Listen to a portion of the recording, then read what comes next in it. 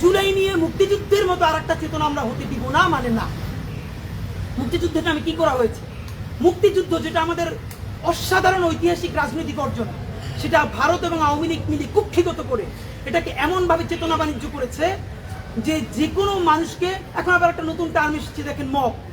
শুধু একটা কথা আপনাদেরকে মনে করাই দেই, যেই ফ্যাসিস্টরা, যেই আমলারা, যেই পুলিশেরা নির্বাচনে ভোট ছাড়া নির্বাচন শুধু হয়েই দেয় নাই, সুবর্ণচরে আমার বোন ধানের শীষে ভোট দেওয়ার কারণে 3 সন্তানের জননী তাকে ধর্ষণ করা হয়েছে, সেই অবস্থা জেনেও যেই নির্বাচন কমিশনার বলেছে নির্বাচন সুষ্ঠু হয়েছে, তাকে জনতা ধরে জুতো পেটা করেছে, জনতা।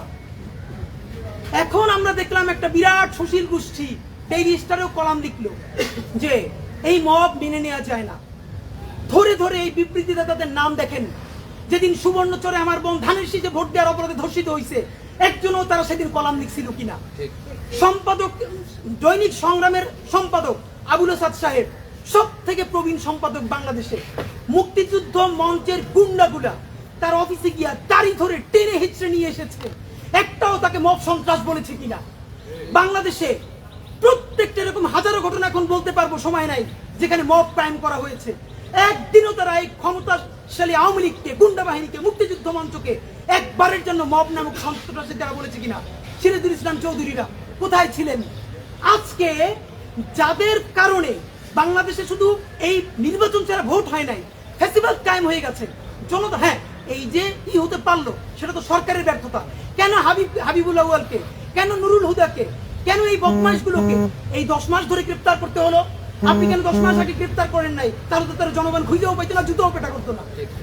আপনি অবস্থা রাখছেন এমন ভাবে, আবার ধরেন তাকে যদি গোয়েন্দা দিয়ে আগেই ট্রেস করে গ্রেফতার করে ফেলতো, তাহলে তো জনগণ ওখানে তারা খুঁজেও পাইতো না।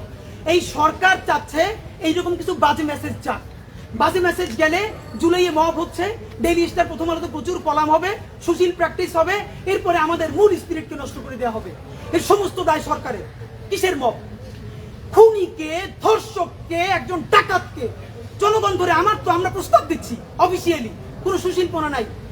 এই বদমাইশ হুদাকে যে জুতো পিটা করা হয়েছে, তার মালায় যে চমৎকার একটা জুতোর গলায় জুতোর মালা, এইটাকে আমরা ছবি আকারে বাধাই করব।